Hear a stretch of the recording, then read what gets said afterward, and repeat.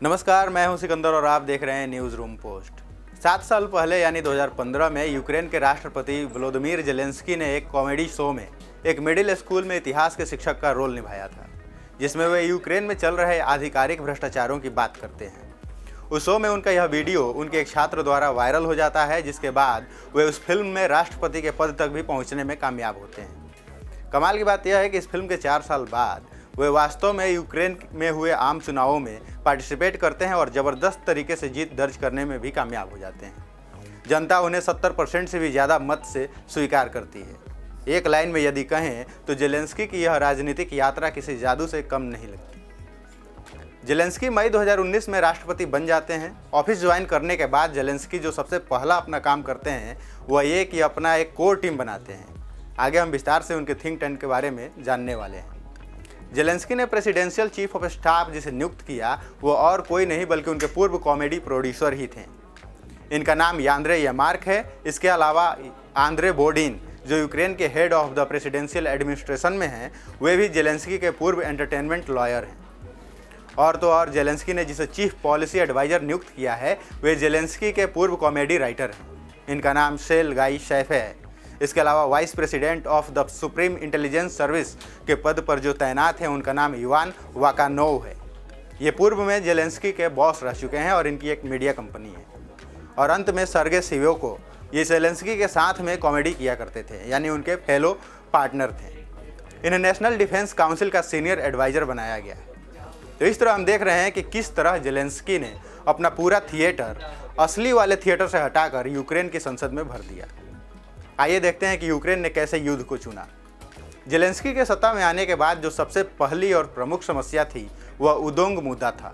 पहले तो हालांकि जेलेंस्की ने रूस के प्रति अच्छा भाव दिखाया। सत्ता में आने के महज 4 माह बाद ही यूक्रेन सरकार न सिर्फ सीज फायर के लिए सकारात्मक रुख दिखा रही थी, बल्कि दोनों देशों ने युद्ध बंदियों का भी आदान प्रदान किया था। यही नहीं, क्रॉस फायर एरिया से भी दोनों देश निकलने को राजी हुए। रूस और यूक्रेन के बीच तनाव अब सामान्य होता दिख रहा था। इस बीच दोनों देशों ने 4 पक्षीय वार्ता एक बार फिर से आयोजित करने का फैसला लिया। इस समय पुतिन ने पूर्वी यूक्रेन में स्थित दोनों संघर्षरत क्षेत्रों को भी वार्ता में शामिल करने का प्रस्ताव किया था और यूक्रेन भी इस बात पर सहमत था। इसका मतलब ऐसे भी निकाला जा सकता है कि यूक्रेन समझता था कि इन दोनों विवादित क्षेत्रों का अपना एक विशेष दर्जा है। 4 पक्षों में संपन्न हुई वार्ता में एक व्यापक सीज फायर स्टेटमेंट साइन किया गया। हालांकि जेलेंस्की का यह उद्देश्य कतई नहीं था। इससे पहले भी दोनों पक्षों में कई बार सीज फायर एग्रीमेंट साइन हो चुके थे। हालांकि यह पहल भी लड़ाई को ज़्यादा समय तक रोक नहीं पाया। जेलेंस्की चाहते थे कि रूस के साथ यह वार्ता और व्यापक स्तर तक पहुँचे।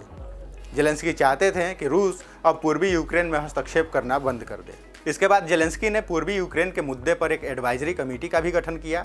इस कमेटी में 10 यूक्रेनियन अधिकारी, 10 पूर्वी यूक्रेन के प्रतिनिधि और 5 रशियन अधिकारी शामिल थे। यह भी हालांकि समझ से बाहर अभियान साबित हुआ। सबसे पहले तो यही कि यदि यूक्रेन यह समझता था कि ये दोनों राष्ट्र संप्रभु हैं तो इस तरह की कमेटी गठन करने का कोई मतलब ही नहीं बनता था और फिर संप्रभुता के मामले पर भी कोई बातचीत सही नहीं थी। और दूसरी बात यह कि जिस तरीके से इस कमेटी का सदस्य लोगों को बनाया गया था, यह संभव था कि जेलेंस्की जो चाहते थे उनका मकसद पूरा हो पाए।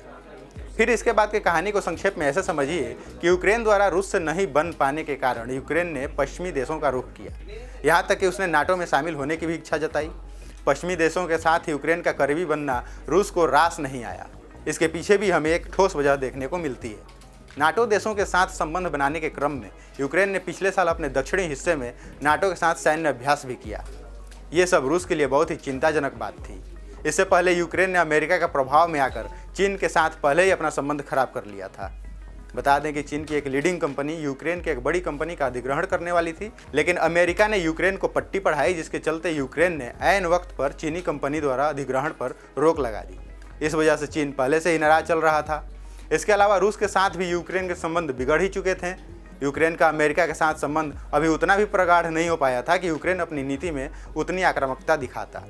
कहने का मतलब कि बिना किसी ठोस रणनीति के यूक्रेन के नीति नियंताओं द्वारा लिया गया फैसला आखिरकार जंग में तब्दील हुआ और आज जो स्थिति है वह दुनिया देख रही है। हम अक्सर एक बात समझकर भी नहीं समझते हैं।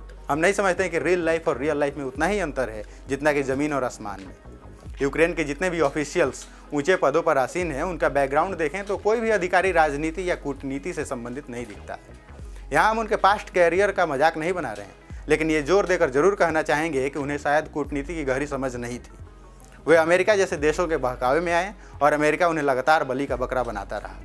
हम युद्ध के भी पक्षधर नहीं हैं, लेकिन आप सोचिए कि रूस के दुश्मन देश उसकी सीमा तक पहुंचकर अपना शक्ति प्रदर्शन कर रहे हैं, और वो भी आपके यानी यूक्रेन के जरिए। शायद आप में उतनी हिम्मत है कि आप रूस का मुकाबला सीधे तौर पर कर सकें, तभी आप इस तरह से रूस को उकसा सकते हैं। या फिर आपकी कूटनीति जीरो है और आप समझ नहीं पा रहे हैं कि जो आप कर रहे हैं उसका परिणाम क्या होगा।